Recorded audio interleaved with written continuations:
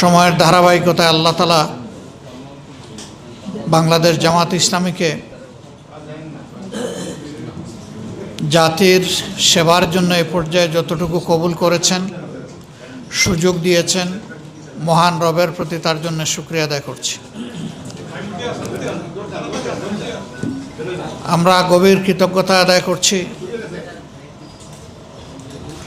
24 জুলাই আন্দোলনে যারা তাদের জীবন দিয়ে এই জাতিকে মুক্তির স্বাদ সাময়িকভাবে পাইয়ে দিয়েছেন, আর যারা লড়াই করতে গিয়ে তারা আহত এবং পঙ্গুত্ব বরণ করেছেন, এই উভয়ের জন্যই আমরা মহান আল্লাহর দরবারে দোয়া করি আল্লাহ যেন তাদেরকে সীমাহীন মর্যাদা দান করেন। যারা চলে গেছেন আল্লাহ তাদেরকে শহীদ হিসাবে কবুল করুন, যারা বেঁচে আছেন আল্লাহ তাদেরকে সুস্থতার নিয়ামত এনায়েত করুন। শুধু জুলাই নয়, 2006 সালের 28 অক্টোবর থেকে এ দেশের বুকে যারা বিশৃঙ্খলা এবং সন্ত্রাস কায়েম করেছিল, তাদের সন্ত্রাসের কবলে পড়ে বাংলাদেশ জামাত ইসলামীর 11 জন শীর্ষ দায়িত্বশীল নেতা সহ আমরা আমাদের সহস্রাধিক সহকর্মীকে হারিয়েছি। অন্যান্য বিরোধী দল মতের উপরেও একই তাণ্ডব ফ্যাসিবাদী সরকার চালিয়েছিল। তাদের যারাই সন্ত্রাসের শিকার হয়ে, জুলুমের শিকার হয়ে দুনিয়া থেকে বিদায় নিয়েছেন, আমরা তাদের জন্য মহান মাবুদের দরবারে মর্যাদাপূর্ণ শাহাদত কামনা করছি। যারা সীমাহীন ত্যাগ এবং কুরবানি স্বীকার করেছেন, জেল জুলুম আয়নাগরের সঙ্গী হয়েছেন, যাদের জান মালের উপর, ইজ্জতের উপর আঘাত এসেছে, আমরা তাদের সকলের প্রতি গভীর শ্রদ্ধা নিবেদন করছি। প্রিয় দেশবাসী, ইতিহাসের ধারাবাহিকতায় জুলাই বিপ্লবের পর দেশে একটি অন্তর্বর্তীকালীন সরকার গঠিত হয়েছিল। এই সরকারের সকল কাজই ভালো, সকল কাজই মন্দ, এইভাবে চোখ বন্ধ করে বিচার করার কোনো সুযোগ নেই। তারপরে এইটুকু বলা যায়, দৃশ্যমান আমরা যেটা পেয়েছি যে নতুন করে ওই আয়নাগরের অস্তিত্ব আর টিকিয়ে রাখা হয়নি, কাউকে ওরকম গুম হতে হয়নি, মানুষকে নির্বিচারে গুলি করে পাখির মতো হত্যা করা হয়নি, মানুষকে হত্যাযোগ্য করার জন্য কোনো বয়ান তৈরি করা হয়নি। এইটুকু আমরা দৃশ্যমান দেখেছি। কিন্তু তাদের একটি পবিত্র দায়িত্ব ছিল, তারা যেহেতু ট্রানজিশনাল পিরিয়ডের সরকার, পাওয়ার ট্রান্সফারটাকে তারা স্বচ্ছ এবং গ্রহণযোগ্য করা ছিল তাদের দায়িত্ব। কার্যত এই দায়িত্ব তারা পালন করতে পারেননি, এই দায়িত্বে পালনে তারা ব্যর্থ হয়েছে। ফলে জাতির মধ্যে যে আকাঙ্ক্ষা তৈরি হয়েছিল জুলাই গণ অভ্যুত্থান এবং সীমাহীন ত্যাগের মধ্য দিয়ে, কার্যত সেই আকাঙ্ক্ষার বাস্তবায়ন এই নির্বাচনের মাধ্যমে হয়নি। কেন হয়নি তা আপনাদের সামনে পরিষ্কার। এই নির্বাচনকে সুষ্ঠু হতে দেওয়া হয়নি। এখানে ব্যাপক ইঞ্জিনিয়ারিং করা হয়েছে। ইন্টারিম গভর্নমেন্টের একজন উপদেষ্টার মুখ থেকেই তার স্বীকৃতি এসেছে, তিনি প্রথম রাজসাক্ষী। প্রফেসর ডক্টর ইউনূস তিনি যুক্তরাজ্য সফর করেছিলেন। সফরে যাওয়ার একদিন আগে জাতির সামনে ভাষণ দিয়ে তিনি বলেছিলেন নির্বাচনটি অনুষ্ঠিত হবে এপ্রিল মাসের প্রথমার্ধে এবং নির্বাচন কমিশন তার উদ্যোগ গ্রহণ করবে, বাস্তব পদক্ষেপ গ্রহণ করবে। তিনি গেলেন, সেখানে বর্তমানে যিনি প্রধানমন্ত্রী, তখন তিনি জাতীয়তাবাদী দলের ভারপ্রাপ্ত চেয়ারম্যান ছিলেন, তার সাথে বসলেন। বসে তিনি দেশে না এসে তার পক্ষ থেকে সেখানে একটা জয়েন্ট প্রেস স্টেটমেন্ট করা হলো। তিনি যে ঘোষণা দিয়ে গেলেন মাত্র 4 দিন আগে, এটিকে বদলে দিয়ে তিনি বললেন যে এই নির্বাচন ফেব্রুয়ারির প্রথমার্ধেও হতে পারে। আমরা এটার তখনই প্রতিবাদ করেছিলাম যে বিদেশের মাটিতে বসে দেশের নির্বাচনের ডেট কেন ঘোষণা করতে হবে। 2 নম্বর, বিএনপি একমাত্র স্টেক হোল্ডার নয়, এখানে আরও নিবন্ধিত তখন 39টা বা 41টা দল ছিল। তাদের সাথে বিভিন্ন পর্যায়ে অন্তর্বর্তীকালীন সরকারের প্রধান বসেছেন, তার উপদেষ্টারা বসেছেন, কথা বলেছেন। এই সব কিছুর পরেই তো তিনি একটা ঘোষণা দিয়ে বিদেশ গিয়েছিলেন। তিনি কারোর সাথে কথা না বলে শুধু একটা দলের নেতার সাথে কথা বলে সেটা কেন বদলাতে যাবেন? এইটাকে আমরা একটা অসুস্থ প্র্যাকটিস বলে উল্লেখ করেছিলাম এবং বলেছিলাম যে তিনি একটা ভুল বার্তা জাতিকে দিয়ে এসেছেন। তারই ধারাবাহিকতায় নির্বাচনী ইঞ্জিনিয়ারিং হয়েছে। এখন শুধু বিগত ইন্টারিম গভর্নমেন্টের উপদেষ্টাই নয়, বরঞ্চ স্বয়ং সরকারেরই একজন প্রতিমন্ত্রী তিনিও বলে ফেলেছেন যে আন্দোলন করেছে ছাত্র যুব সমাজ, আমরাও ছিলাম, তবে প্রফেসর ডক্টর ইউনূস ক্যাপ্টেইনের হাতে যুক্তরাজ্যে গিয়ে তিনি ট্রফি তুলে দিয়ে এসেছেন। ট্রফি যদি ওখানেই তুলে দেওয়া হয় তাইলে আর নির্বাচন থাকলো কোথায়? এটি দ্বিতীয় রাজসাক্ষী। এর মাধ্যমে এটা প্রমাণিত হয়ে গেল যে নির্বাচনে যোগসাজশের মাধ্যমে ব্যাপক অনিয়ম করে জনগণের প্রত্যাশার কবর রচনা করা হয়েছে। 2টি ভোট একই দিনে একই সাথে অনুষ্ঠিত হয়েছে, 2টি ব্যালটে, পৃথক ব্যালটে। একটি ভোট ছিল জাতীয় সংসদ সদস্য হিসেবে যাকে তারা নির্বাচিত করবেন, আরেকটি ভোট ছিল গণভোটে হা কিংবা না। এখানে 4টি সুস্পষ্ট প্রশ্নমালা ছিল। এর ভিত্তিতেই জনগণ তাদের রায় দিয়েছে। 2টি ব্যালটেরই সদ্ব্যবহার হয়েছে। যারা ভোট দিতে এসেছেন তাদের 68% উপরে জনগণ হার পক্ষে ভোট দিয়েছেন গণভোটে।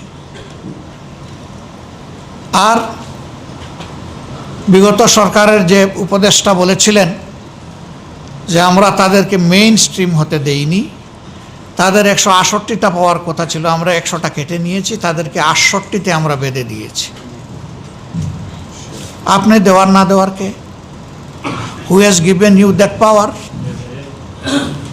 এটা চরম লজ্জাজনক, কিন্তু সত্য চাপা থাকে না, বের হয়ে আস।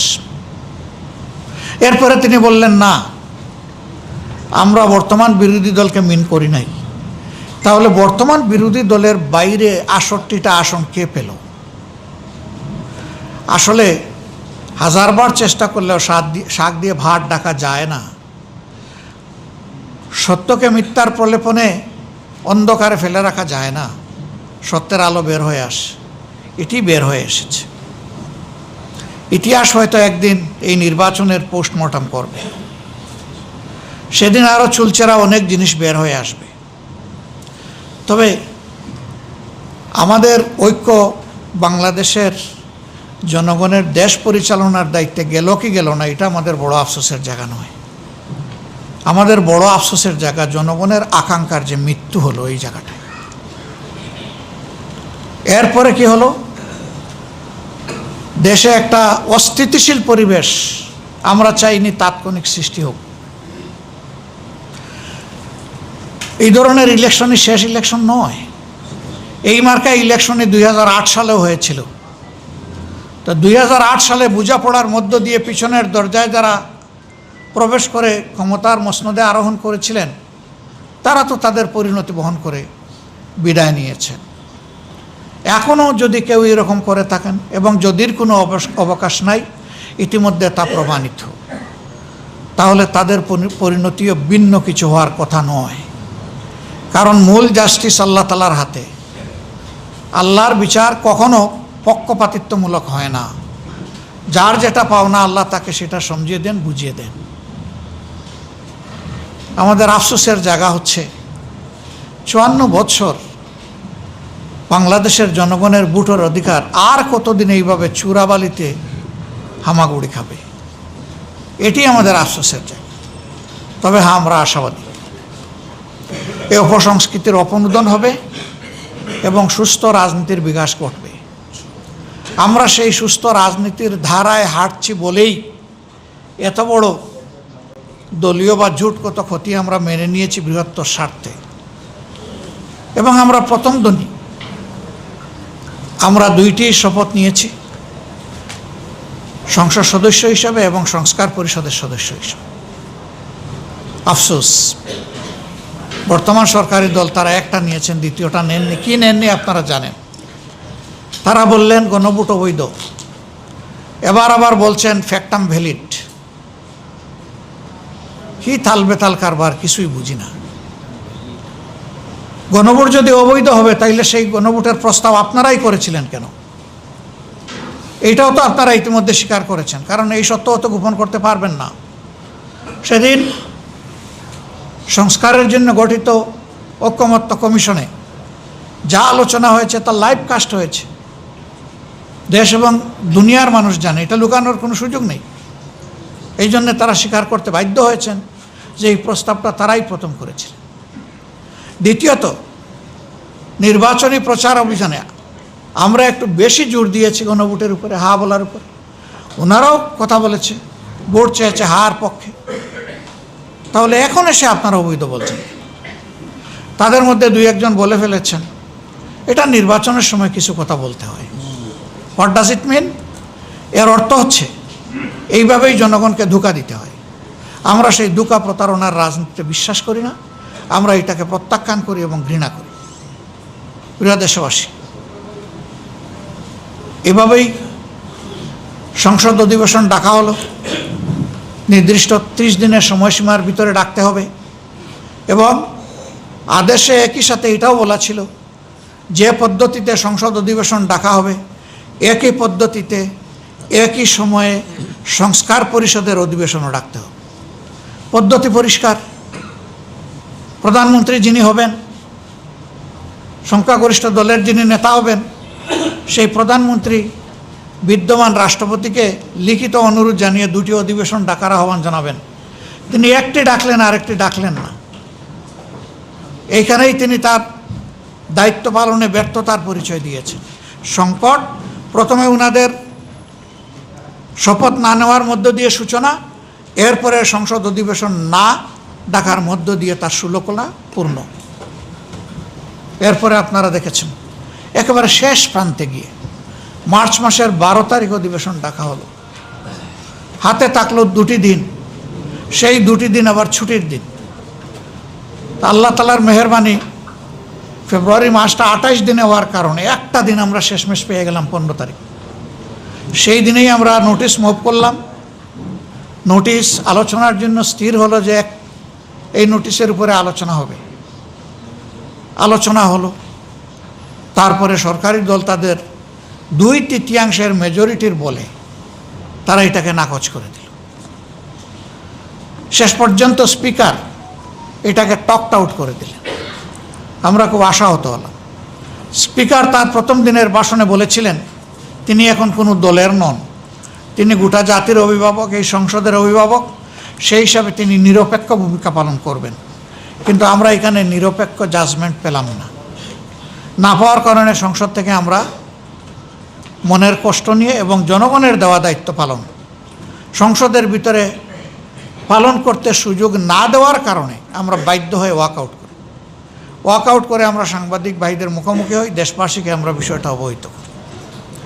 সম্মানিত বন্ধুগণ, এই যে শুরু হয়ে গেল জনগণের রায়কে অস্বীকার, অমান্য, অগ্রাহ্য, অপমান করার ধারা, এরপরে চলছে। আপনারা দেখেছেন প্রথম দিনই অধিবেশনে প্রথম দিন অর্থাৎ 12 মার্চ বিগত সরকারের 133টা অধ্যাদেশ উত্থাপিত হয়েছিল। 30 দিনের মধ্যে এটাও নিষ্পত্তি করতে হবে। ওইটা আবার 30 কার্য দিবস না, 30 পঞ্জিকা দিবস। এরপরে একটা কমিটি করে দেওয়া হলো, বিশেষ কমিটি। সেই কমিটিতে যাচাই বাছাই হলো। যাচাই বাছাই করে আমাদের যারা বিরোধী দলীয় প্রতিনিধি ছিলেন তারা বুঝতে পারলেন যে যে জায়গায় সংবিধানের বর্তমান অবস্থানকে পরিবর্তন করার জন্য অধ্যাদেশ জারি হয়েছে, সেই জায়গাগুলো বিএনপি বদলাতে চায় না। অর্থাৎ ওই জায়গাগুলো রেখে দিয়ে ফেসিবাদী কায়দায় তারা হয়তো দেশ চালাতে চায়। আমাদের লোকেরা তখন নোট অফ ডিসেন্ট বা আপত্তি দিয়েছেন। এরপরে আমরা বসলাম কার্যনির্বাহী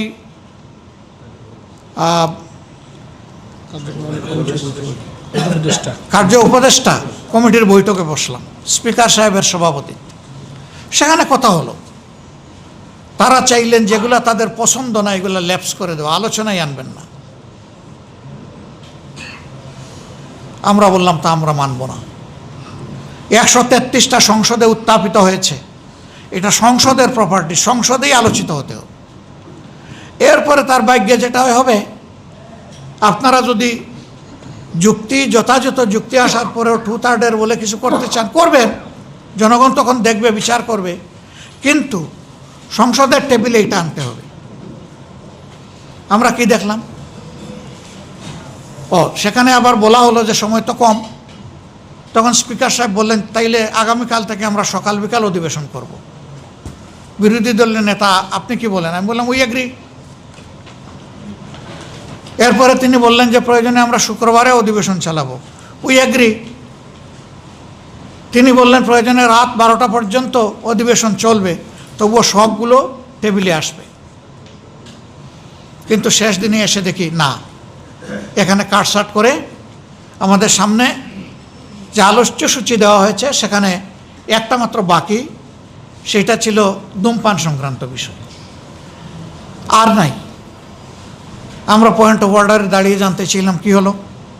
মাননীয় স্পিকার, আপনার সভাপতিত্বে কার্য উপদেষ্টা কমিটিতে এই সিদ্ধান্ত হয়েছে, আপনি এখনও এখানে সভাপতিত্ব করছেন, তাহলে সেগুলো আসছে না কেন? তখন তিনি ফ্লোরের দিকে তাকালে আইনমন্ত্রী আর স্বরাষ্ট্রমন্ত্রী দাঁড়াইয়া এটার জবাব দেওয়া শুরু করলেন। অযৌক্তিক জবাব, যেটার মধ্যে কোনো যুক্তি নেই। গায়ের জোরে এটাকে চাপিয়ে দেওয়ার যখন শেষ অবস্থান নিয়ে ফেললেন মাননীয় স্পিকার সাহেব, তাদের কথায় যখন তিনি রাজি হয়ে গেলেন, আমরা তখন বাধ্য হয়ে আবার সংসদ থেকে ওয়াকআউট করলাম। এবং আমরা বললাম, যেমন গণভোটকে খুন করার কারণে আমরা জনগণের কাছে গিয়েছিলাম এই আইটেম নিয়ে, আমরা আবার জনগণের এজেন্ডা নিয়ে জনগণের কাছে চলে যাচ্ছি। তবে সংসদেও আমাদের লড়াই চলবে। সম্মানিত ভাইয়েরা, আমরা চাইনি যে একটা সরকার গঠিত হয়েছে, বিশ্বে যুদ্ধ পরিস্থিতির কারণে বিভিন্ন দেশের মতো আমাদের দেশও আর্থিক সংকটের মুখোমুখি, জ্বালানি সংকটের মুখোমুখি। আমরা আন্দোলন সংগ্রামের দিকে যাব, এতে জনদুর্ভোগ বাড়বে, আমরা এটা চাইনি। কিন্তু আমাদেরকে যখন সংসদে ন্যায্য বিষয়ে কথা বলতেই দেওয়া হবে না, তখন আমাদের জায়গা থাকে রাজপথ। কারণ আমরা জনগণের দায়িত্ব নিয়ে তো সেখানে ঢুকেছি, জনগণকে কথা দিয়েছি, সেই কথাগুলোর বাস্তবায়ন হচ্ছে না, কথা বলতে দেওয়া হচ্ছে না।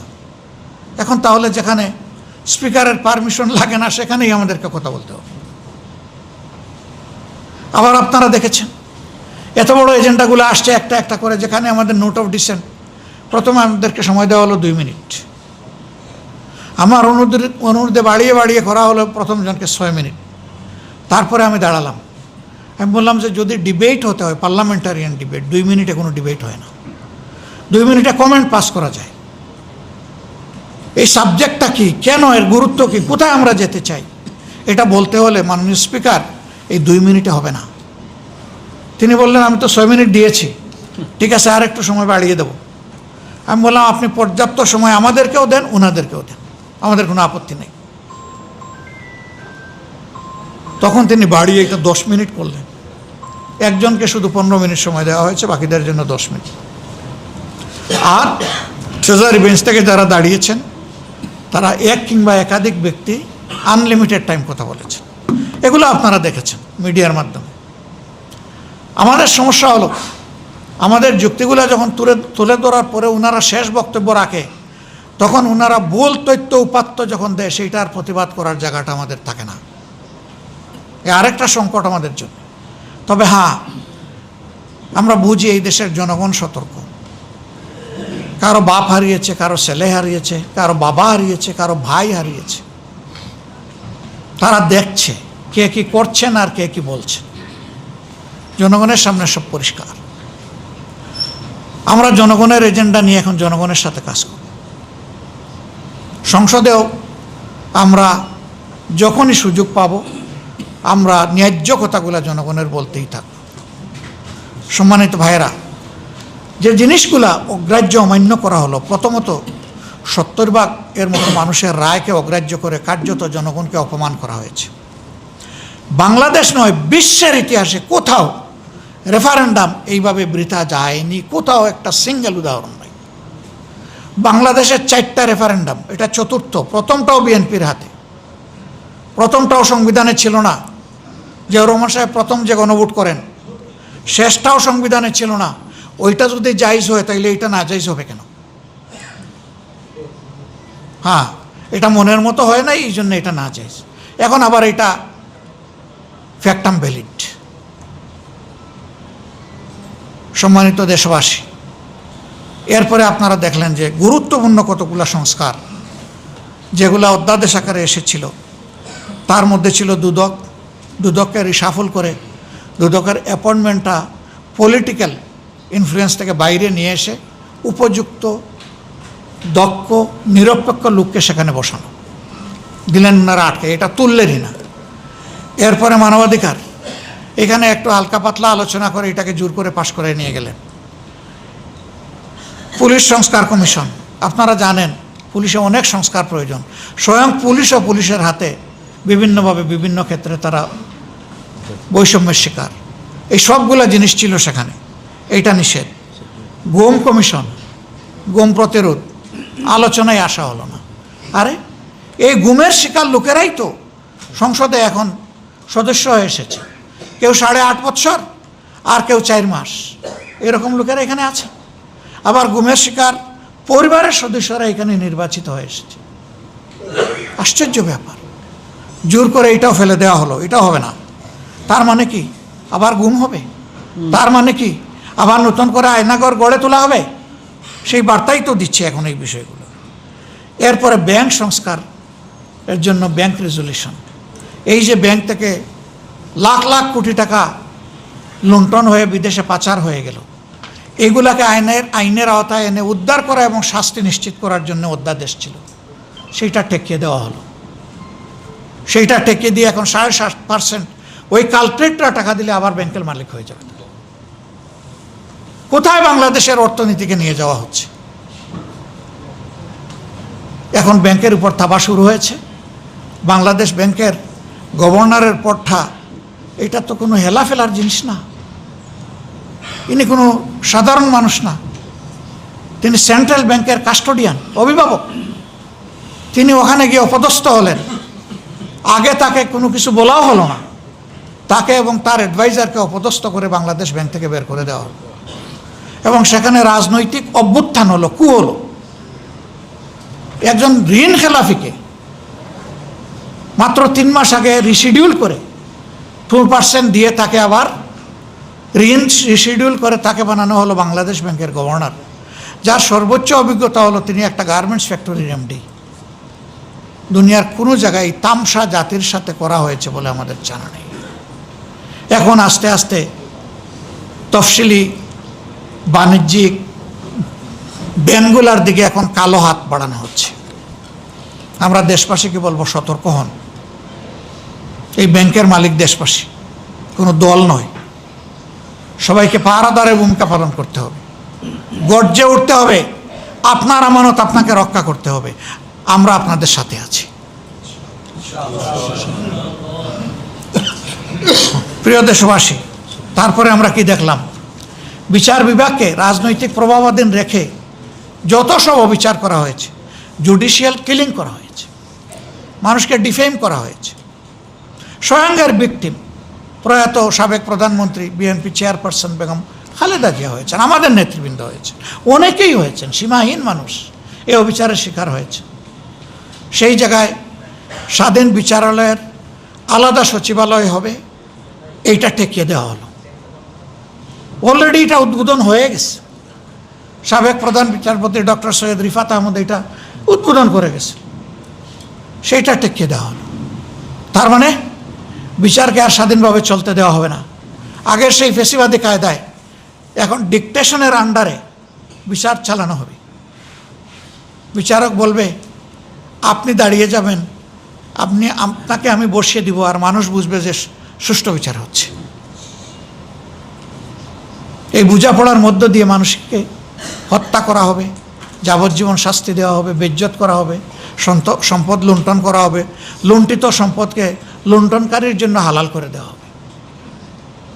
সেই বিচার তো চায় না।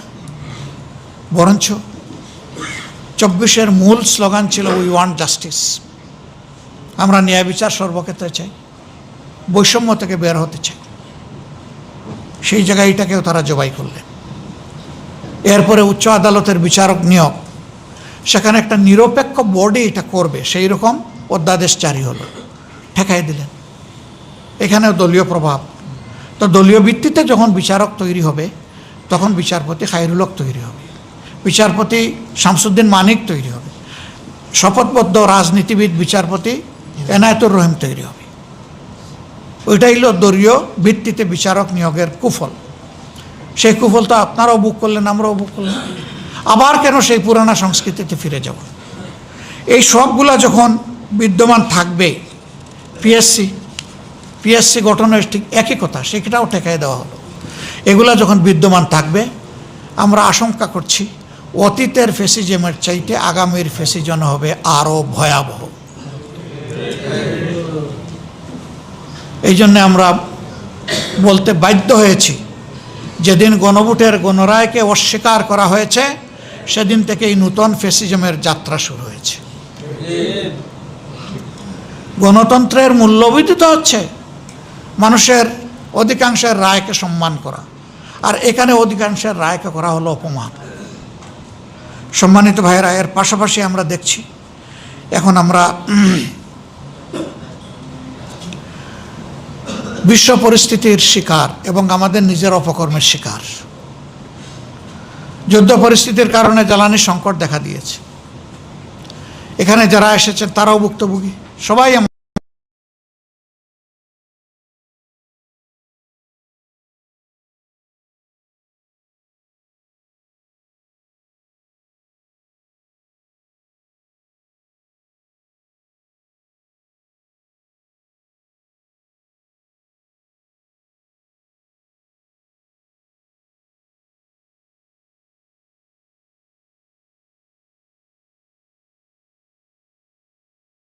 কিলোমিটারের পর কিলোমিটার লাইন কেন গাড়ি আর মোটরসাইকেলের? মানুষ কি শখে গিয়ে সেখানে দাঁড়ায়?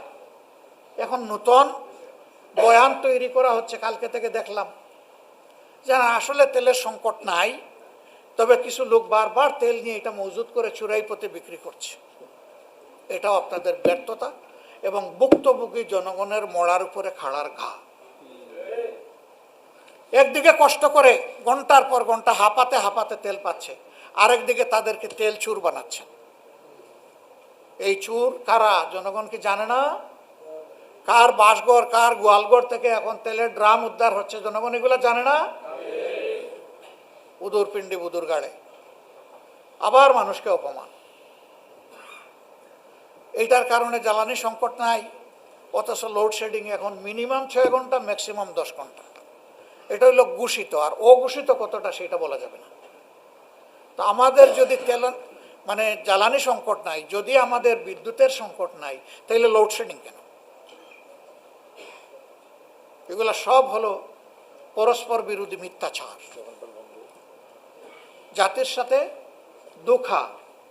আমাদের বৃহৎ শিল্প কারখানা, মাঝারি শিল্প কারখানা যেগুলো আছে, সেগুলো ফার্নেস অয়েলের অভাবে এখন সেগুলো বিপদে ঝুঁকিতে পড়ে গেছে। সবগুলো নিয়ে জাতির সাথে একটা লুকোচুরি চলতেছে। ডেমোক্রেটিক যত প্রতিষ্ঠান ছিল সব ধ্বংসের পায়তারা শুরু হয়ে গেছে। প্রশাসক বসানো হচ্ছে। খেলার ময়দান, ক্রিকেট বোর্ড, সেই জায়গায়ও লোভ সামলাইতে পারলেন না। সেখানে কেউ বাপের তালিকায় আর কেউ স্বামীর তালিকায়। কেউ অপেক্ষমান তালিকায় ছিলেন, তিনি বাইয়ের তালিকায়। এইরকম করে কি বোর্ডটাকে পর্যন্ত দলীয়করণ করে ফেলা হলো। বাকি থাকলো কি? সবই তো শেষ করে দিচ্ছেন। সিভিল প্রশাসনে যে লোকগুলো আসলেই দক্ষ, সৎ, তাদেরকে এখন নিয়ে ডাম্পিং প্লেসে ওএসডি করা হচ্ছে, অথবা কোনো খারাপ জায়গায় পাঠিয়ে দেওয়া হচ্ছে। তাদের মেধা থেকে জনগণ বঞ্চিত হচ্ছে, আর সেই লোকগুলোর উপর জুলুম করা হচ্ছে। পুলিশে একই অবস্থা। সকল দিকে এখন একটা মহান নৈরাজ্য চলতেছে। বিশ্ববিদ্যালয়ের বিসি মানে চোখের পলকের সাথে শেষ। দুদক একদিনে পদত্যাগ করেছে। মানবাধিকার কমিশন পদত্যাগ করে তারা একটা খোলা চিঠি দিয়েছে। বিচারকদের উপর হস্তক্ষেপ করে তাদের উপরে এখন শোকজ করা হচ্ছে 28 জন বিচারক। অথচ বলা হচ্ছে, তারাই বলেন যে বিচারকরা স্বাধীন, তো স্বাধীনদের উপরে আপনারা আবার ছড়ি ঘুরান কেমনি? এই অল্প সময়ের ভিতরে তারা এই কাজগুলো করে ফেলেছে। একদিকে তারা কৃষক কার্ড, তারপরে আপনার কি বলে ফ্যামিলি কার্ড বিতরণ করছেন, এখন হেলথ কার্ডও দিবেন। ভালো, সেটা দেন। সেটা যদি রাষ্ট্রের পর্যাপ্ত রেভিনিউ থাকে, দিবেন না কেন? জনকল্যাণে ব্যয় করেন, কারোর তো নিজের না। সেখানে দলীয়করণ, আবার সেখানে গিয়ে অনেক অঘটন ইতিমধ্যে ঘটে গেছে, আপনারা দেখেছেন। এক বিধবা, তাকে কার্ড দেওয়ার কথা বলে তার জীবনটাই শেষ করে দেওয়া হয়েছে। একটা কেস এসেছে, বাকিটা হয়তো লজ্জায় মুখ বুজে আছে, জানি না এরকম হয়েছে কিনা, আল্লাহ ভালো জানেন। সেখানে আবার চাঁদাবাজি হচ্ছে এটাকে কেন্দ্র করে। আর চাঁদাবাজি আগের চাইতে রেট এখন দিন দিন সব সেক্টরে বাড়তেছে। অতিষ্ঠ জনগণ, দ্রব্যমূল্যের জাতাকলে পৃষ্ঠ। দুই কারণে, একটা জ্বালানি সংকটে পরিবহন খরচ, আর একটা হচ্ছে বাড়তি চাঁদার ছাপ। এই সবটুকু এসে সাধারণ জনগণের ঘাড়ে, খেটে খাওয়া মানুষের ঘাড়ে চাপতেছে। একটা সরকার জনগণের জন্য তার একটু দুঃখ দরদ দায় থাকবে না? এরকম চলে? কি করলেন আপনারা? অথচ আপনারা বলেছিলেন যে আপনারা দুর্নীতির টুটি চেপে ধরবেন। আমরা বুঝতে পারছি না কার টুট চেপে ধরা হয়েছে। হ্যাঁ, আমরা দুইটা জায়গায় টুটি চেপে ধরা দেখতে পাচ্ছি। একটা মিডিয়াকে সত্য প্রকাশে বারণ করা হচ্ছে, স্পষ্টত আমরা দেখতে পাচ্ছি। আরেকটা, সমাজের বিভিন্ন জায়গায় ভালো মানুষগুলো, তাদের টুট এখন সেলাই করার চেষ্টা করা হচ্ছে। মনে রাখবেন, এইভাবে কারো টুট দীর্ঘদিন বা চিরদিন বন্ধ করে রাখা যায় না, যায়নি। আমাদের টুট চলবে ইনশাল্লাহ। সম্মানিত ভাইয়েরা,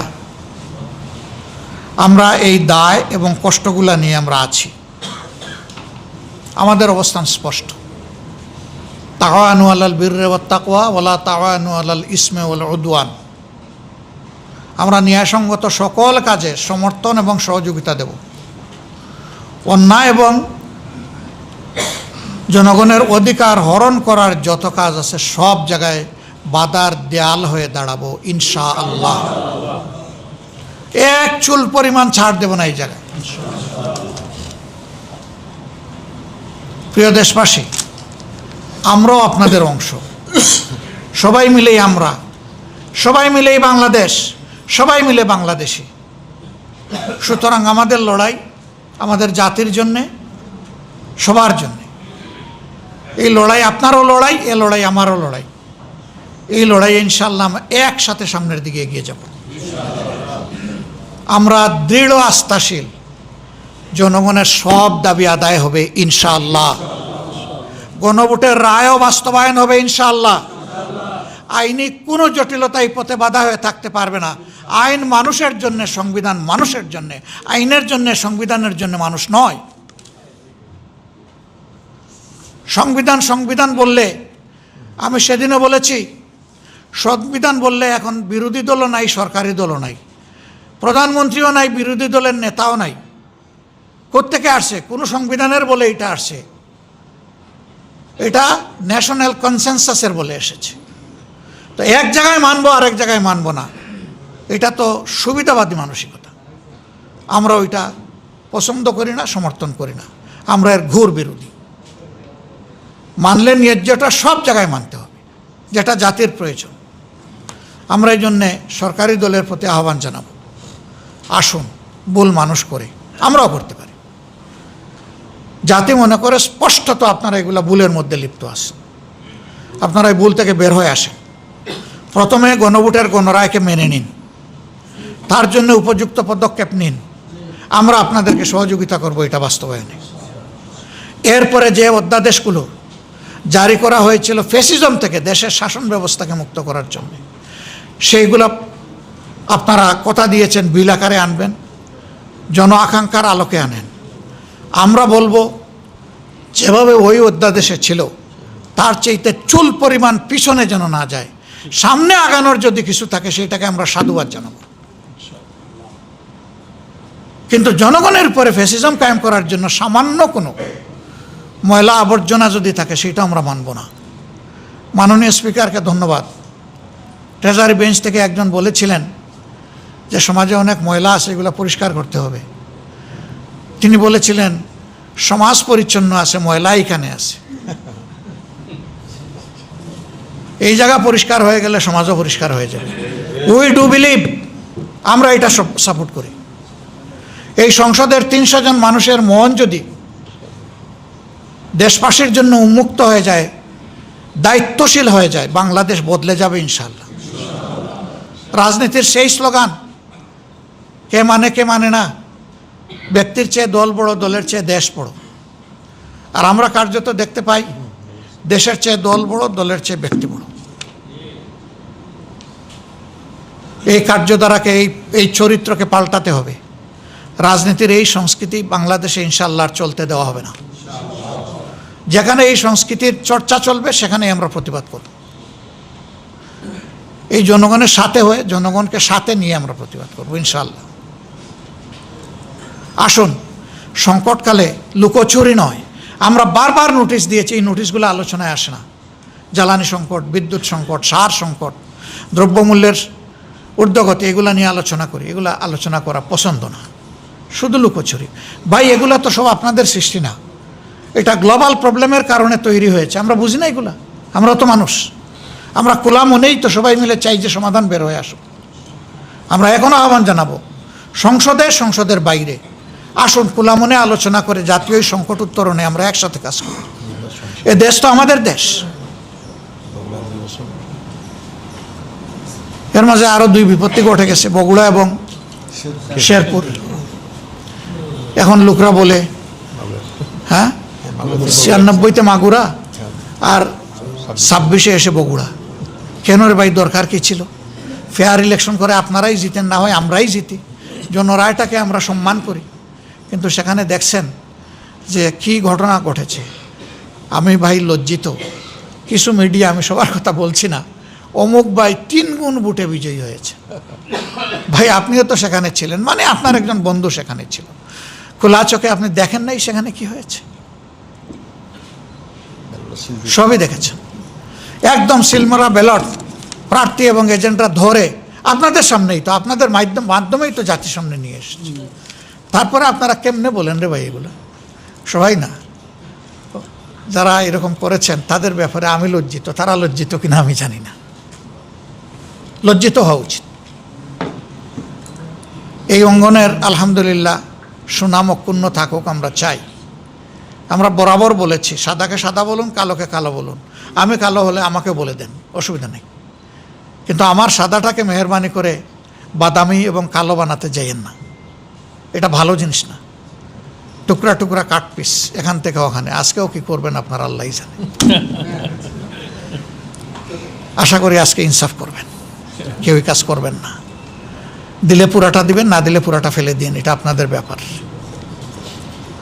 কিন্তু আপনাদের মতো করে আমাদের বক্তব্যটাকে ভাই বৈজ্ঞানিক আকারে উপস্থাপন করবেন না। আমরা সাদাসিধা মানুষ ভাই, সাদাসিধা বক্তব্য, এগুলো সাদাসিধাভাবেই স্পষ্টভাবে আপনারা তুলে ধরবেন, এটা আপনাদের কাছে আমাদের বিনয়ী আহ্বান।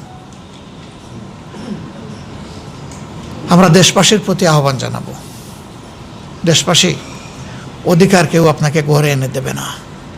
বলবেন আর কত ত্যাগ? হ্যাঁ, ত্যাগের রাস্তা বোধহয় আরও কিছু দূর আমাদের চলতে হবে এবং কালো রাতের অবসান ঘটবে ইনশাআল্লাহ। কে বাঁচবো কে মরবো জানি না, কোন দল ক্ষমতায় আসবে, কোন দল ক্ষমতা থেকে যাবে তাও জানি না, কিন্তু এইটা জানি যে মহান আল্লাহ তিনি কখনো তার সৃষ্টির প্রতি অবিচার করেন না। সুতরাং সুবিচার পাবো, সুবিচার প্রতিষ্ঠিত হবে ইনশাআল্লাহ। বিশ্ব পরিস্থিতিতে যারা এখন বিবাদমান আছেন তাদের প্রতি আমাদের অনুরোধ, যারা মজলুম তাদেরকে কেউ যেন আর কষ্ট না দেয়। যারা জুলুম করছেন তারা বিশ্ববাসীকে মেহরবানি করে আর কষ্ট দেবেন না, কারণ আপনাদের যুদ্ধের কারণে আমরা সবাই ক্ষতিগ্রস্ত। যুদ্ধ আপনারা থামান, শান্তির পথে ফিরে আসেন, সম্মানের রাস্তা ধরে এগিয়ে যান, তাহলে দুনিয়া শান্তিতে থাকবে, মানুষ আপনাদেরকে সম্মান করবে। কিন্তু গায়ের জোরে যেই করবে কাজটা, মানুষ তাদেরকে ঘৃণা করবে এবং মানুষের ভোগান্তি বেড়ে যাবে। আমরা তাদের সকলের প্রতি আহ্বান জানাই, যুদ্ধের রাস্তা পরিহার করে ন্যায্যতা এবং শান্তির রাস্তায় ফিরে আসুন। স্বাধীন দেশ হিসেবে সবাই সম্মানের সাথে পাশাপাশি বসবাস করার পরিবেশ নিশ্চিত করুন। জাতিসংঘকে আমরা আহ্বান জানাবো, আপনারা বিশ্বসভা, আপনারাই জাতিসমূহের অভিভাবক, আমরা সেই দায়িত্বটা পালন করতে আপনাদেরকে দেখছি না, আপনারা এই দায়িত্বটা পালন করেন। এ দায়িত্ব পালন না করলে অভিভাবকত্বের জায়গাটাই প্রশ্নবিদ্ধ।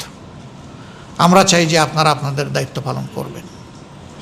সাংবাদিক বন্ধুগণ, কষ্ট করে আসার জন্য, সময় দেওয়ার জন্য আমরা আপনাদেরকে একান্ত ধন্যবাদ জ্ঞাপন করছি।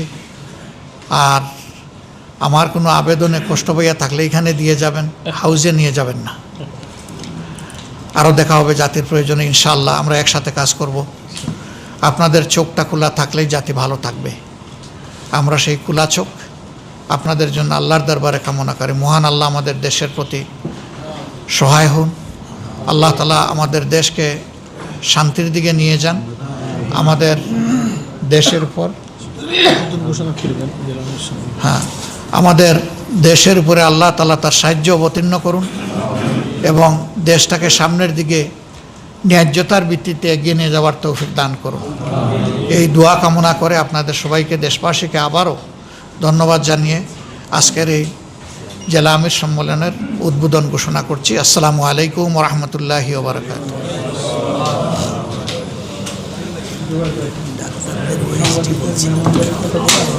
সব কত বলবেন ভাই, তাইলে তো 1 ঘন্টা বক্তৃতা দিতে।